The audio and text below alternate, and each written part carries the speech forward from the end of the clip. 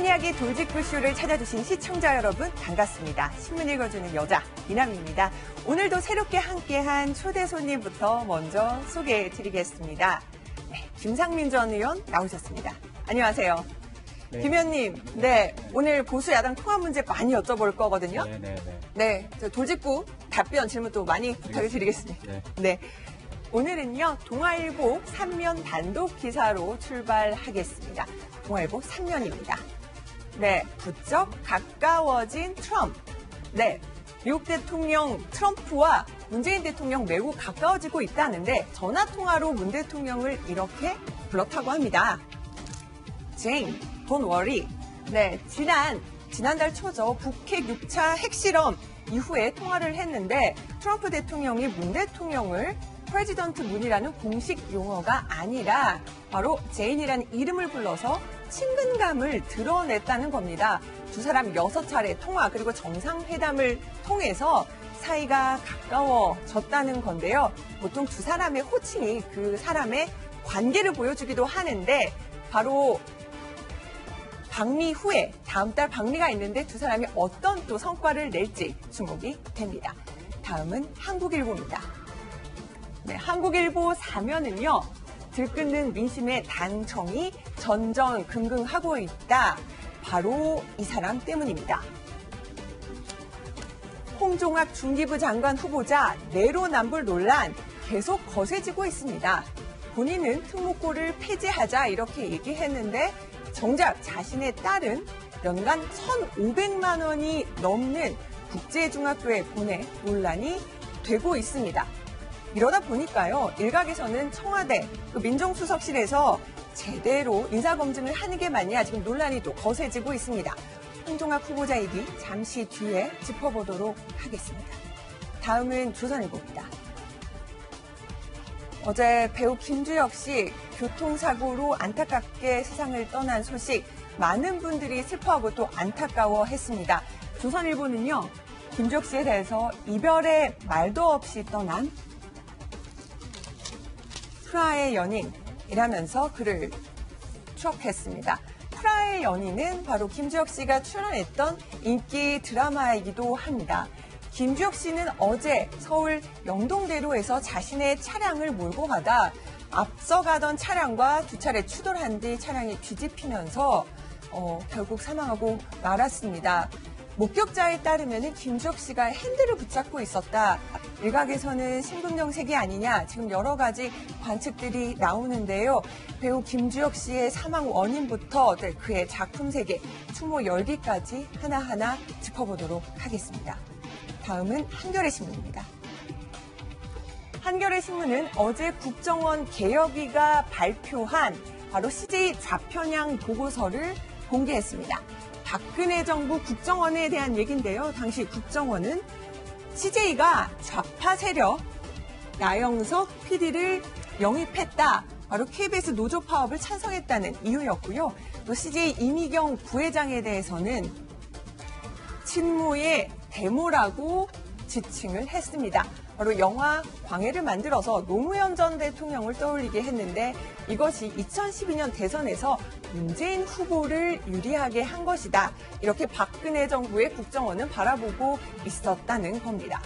다음은 동아일보 이승원 차장의 야심찬 코너입니다. 오늘의 신문기사 짚어보고 또 분석해드립니다. 신문 콕! 이승원 차장 오늘은 어떤 기사 준비해 주셨나요? 네, 제가 꼽은 오늘의 신문 콕은 지금 사드 문제로 한중 관계가 매우 불편한데요. 그 한중 관계가 풀릴 것 같다. 그런 좋은 소식이 들어와 있습니다. 강경화 외교부 장관이 어제 국정감사에서 이렇게 얘기했습니다. 다음 달 12일 베트남에서 열리는 에이펙 정상회의에서 우리 문재인 대통령과 시진핑 중국 국가주석이 정상회담을 가질 것을 추진 중이다. 이렇게 얘기를 했고요. 그리고 사드 문제에 대해서도 조만간 좋은 좋은 소식을 전할 것 같다. 이런 얘기를 했습니다. 정부가 중국과 어떤 협상 끝에 어떤 내용을 내놓을지 한번 지켜봐야 되겠습니다. 네. 자, 다음 달 정상회담을 추진할 수도 있다고 하는데 어떤 소식 들려오는지 저희가 관련 소식 나오는 대로 전달해 드리도록 하겠습니다. 돌직구 신문, 돌직구쇼 지금 출발하겠습니다.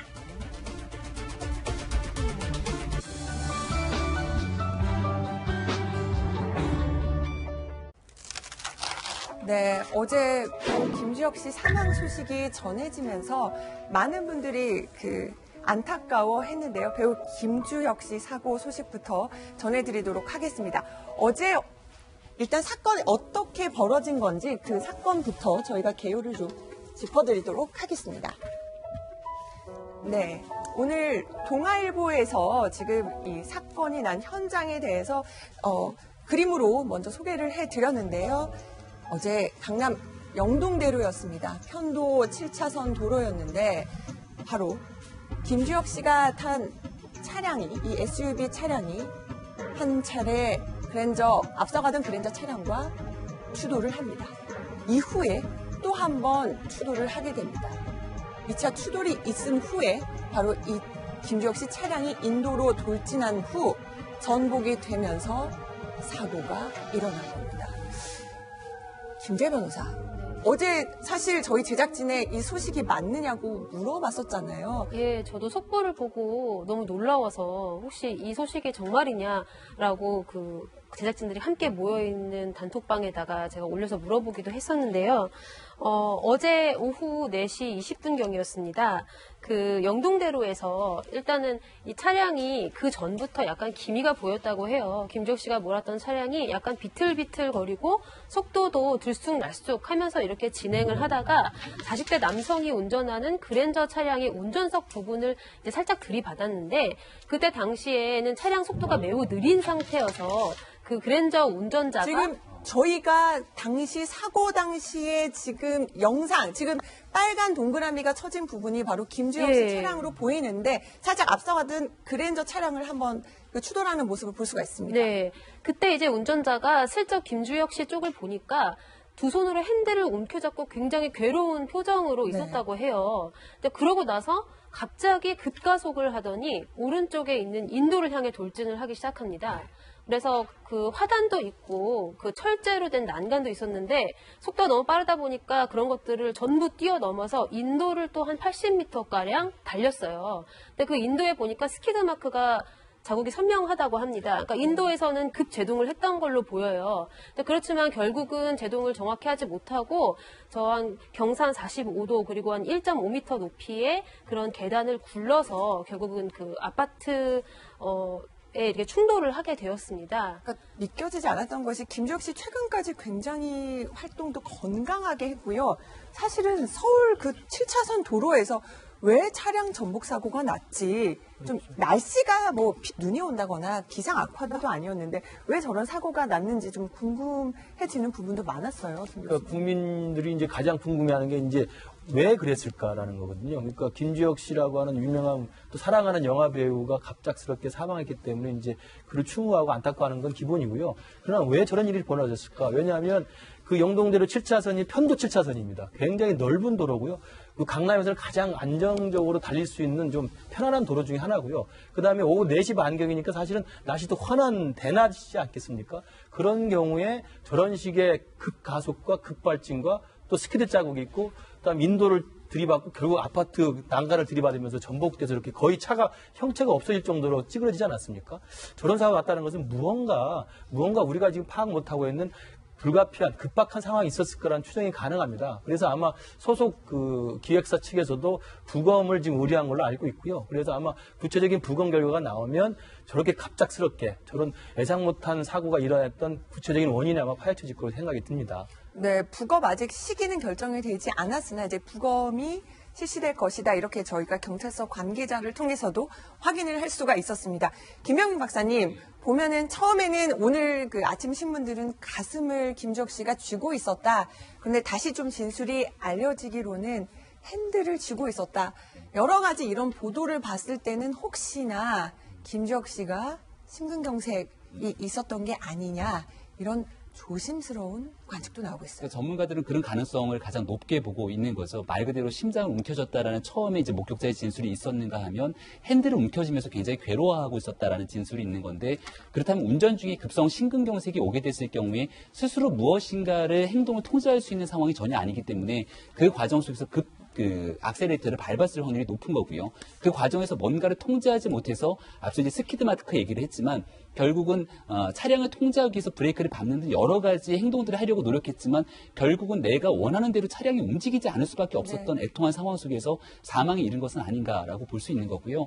상식적으로 봤을 때 단순하게 차량을 들이받은 것뿐만 아니라 아파트로 돌진해서 계단을 굴러 내려갔다라는 건 뭔가 운전자가 스스로 통제할 수 없는 범위에 있었을 것이다라고 하기 때문에 그 당시 있었던 일들을 부검을 통해 밝혀내야 될 것 같고요. 그리고 나서 이제 그 사고가 난 당시 바로 영동대교를 건너서 건대병원으로 이송을 했지만 끝내 숨진 상황 아니겠습니까? 고 김주혁 씨 같은 경우는 사실 숨지기 얼마 전까지만 하더라도 유가족들의 증언에 따르더라도 건강에 이상이 없었다. 특별한 지병도 없었기 때문에 이 같은 사망 소식이 더욱 애통할 수밖에 없는 건데 일단은 부검 결과를 통해서 어떤 이유 때문에 이 같은 교통사고가 발생했는지를 조금은 더 지켜봐야 될 것 같습니다.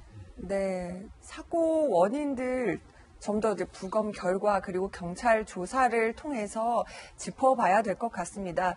정말 이 소식 믿고 싶지 않다, 믿기지 않는다 이렇게 말씀하시는 분들 많은데요. 잠시 김주혁 씨의 어떤 역할들을 했었는지 작품들을 잠시 보시겠습니다. 이 돈파만 있으면 공항이고 나발이고 우리 다 같이 덩덩거리고 살 수 있고. 내 오늘 니를 살려주는 건 청이상의 자존심이라고 잊지 말라. 공항권 선해라. 돈파는 이유로 빚값주는 가져가. 우리 헤어지자. 그게 좋을 것 같아. 그 약도 그만 먹고. 응? 가면 되겠다. 얼른 들어가.